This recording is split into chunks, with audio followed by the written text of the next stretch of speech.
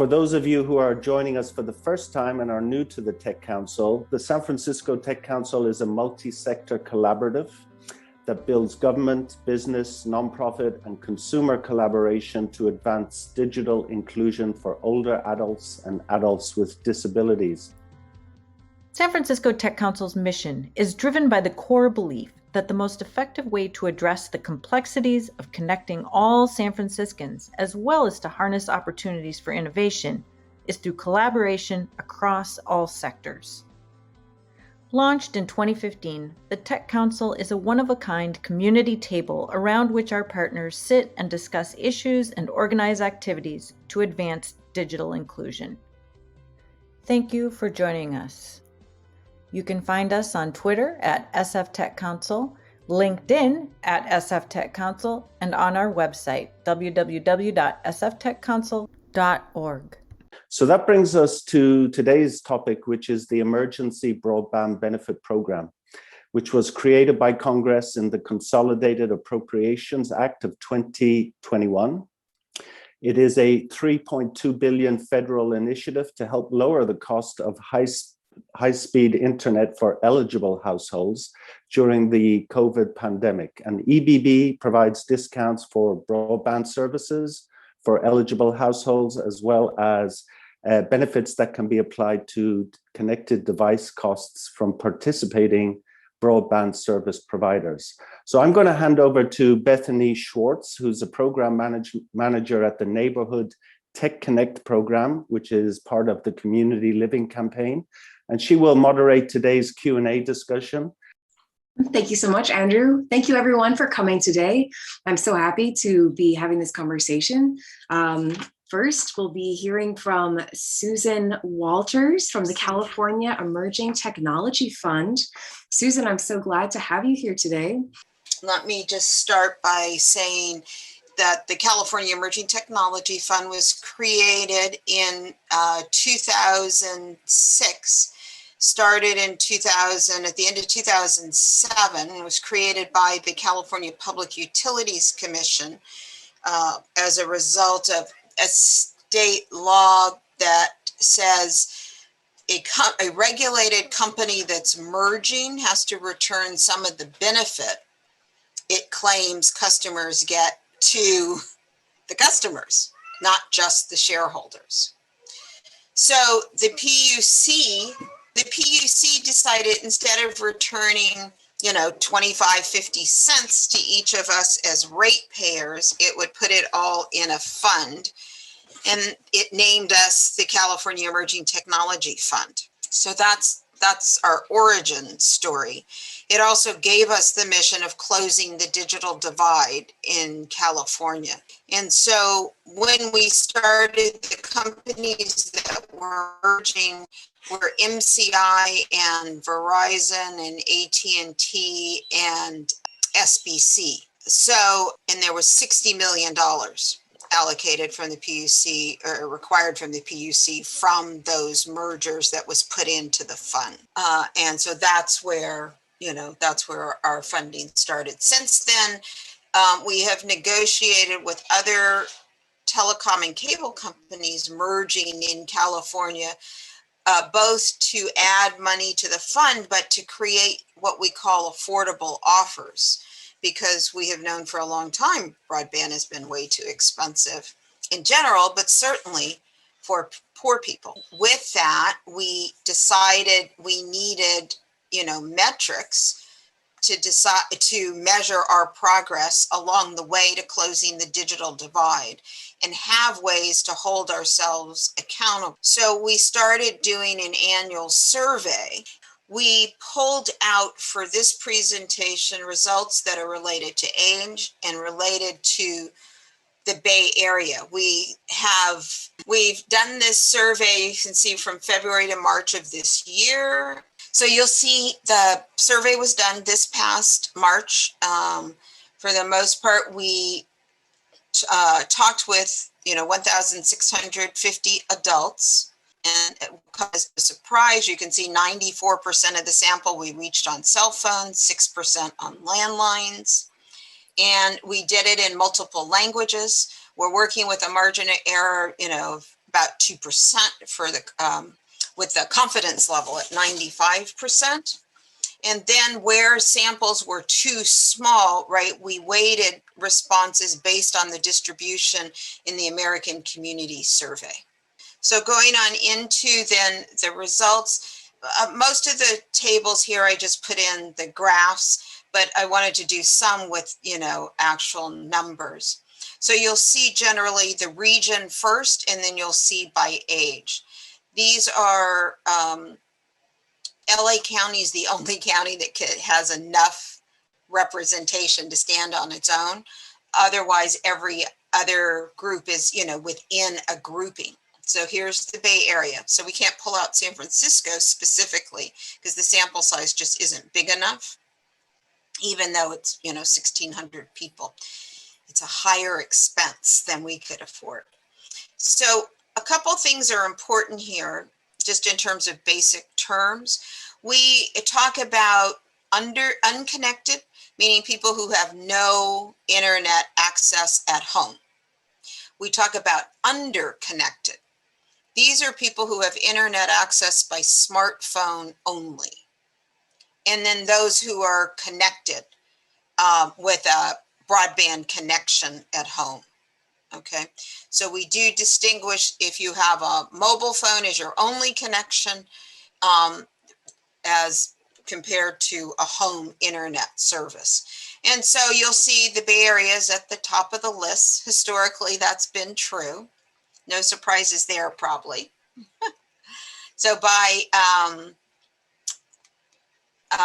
age and also the type, again, unconnected, no connection at all, underconnected, smartphone only, and then home broadband. So you'll see this last category is 65 and older, and then of course it goes down to 18. So this is our connected, category. We see that at 72%. And our unconnected for 65 and older, we see at 63%. Sorry, I said 63, 23%. Our next set of slides is about why people weren't connected when asked. And so by region, generally the top reason for, everybody was too expensive. But all of these, were reasons, including a smartphone is enough. That's what this last category is. We also have not available, meaning there's no internet infrastructure in that area. This is not comfortable using the service or the internet, really is what it's about. The green line again is the Bay Area. Okay. So when we look at the lack of connectivity by age, there are two questions here. One is give me all the reasons that you're not connected at home. And so people could name multiple answers. Again, the green is 65 and older. And then this chart is if you had to name one reason why you are not connected, what is it? And you can see the cost of internet is what most people named, regardless of age group. So cost really comes through loud and clear as the primary reason. So the other question we asked about, the other question we asked about in terms of connection is how long have you had your internet connection? Because we know a lot of households with low incomes, go on and off the service.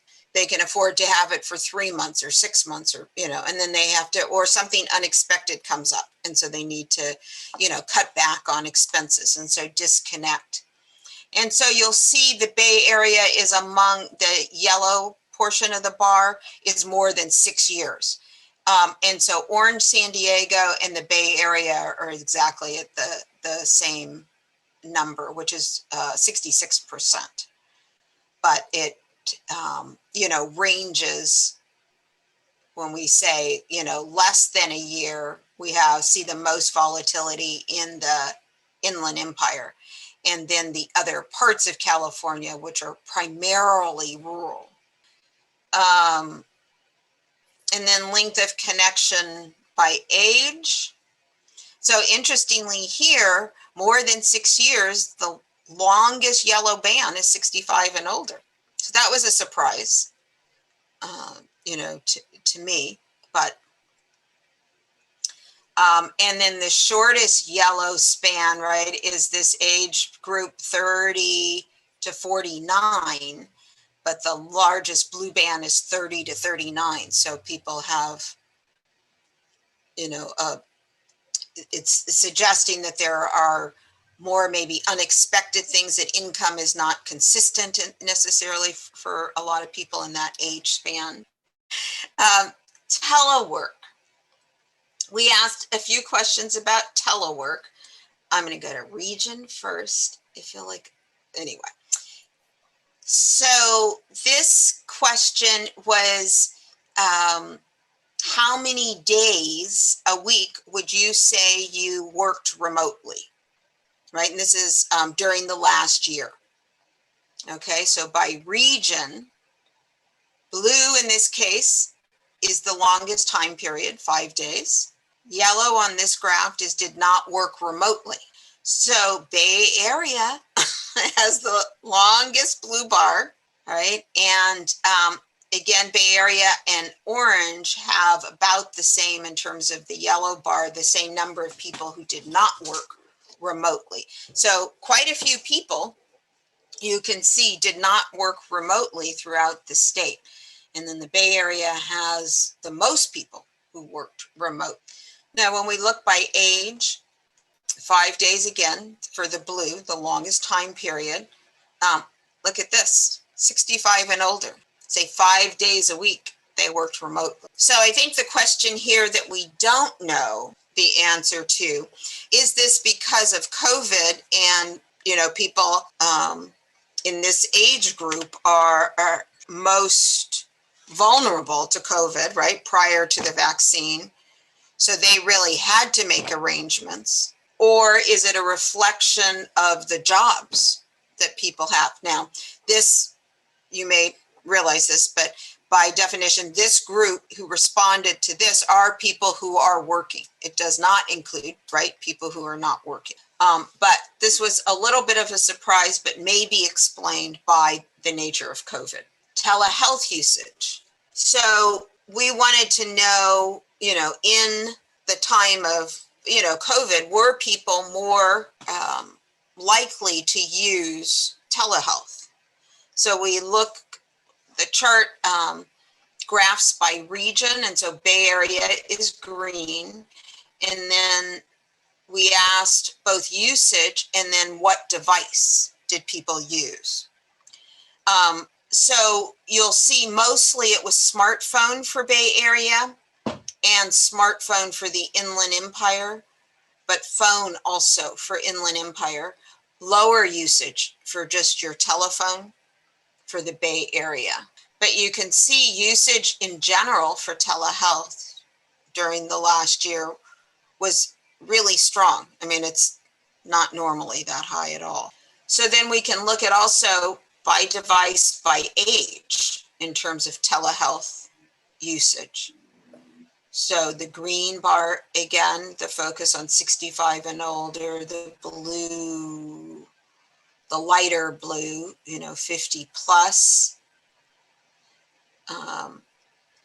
In terms of overall usage, you may be surprised to see the telehealth usage was the highest for 18 to 29-year-olds. Right? But older populations did use it. Okay. So this is a particular chart where for somebody who's not connected, right, who is part of the digital divide, they do have access via their phone. Now, obviously, if you're doing it via your telephone, right, your landline phone, you have fewer options in terms of the kind of care you can get for telehealth. But you can get some level of care there. And then the last slide, folks who are learning online by age and by region. So the Bay Area is this sort of sky blue, the lighter blue here. We have it 37%. It's pretty evenly distributed, right? Except for the purple in the Central Valley, which is, you know, statistically significantly lower than the others. And then when we look at age, it's also pretty close, except for the youngest population here, which is interesting because on the telehealth slide, it was the 18 to 29-year-old band that had the highest usage on telehealth.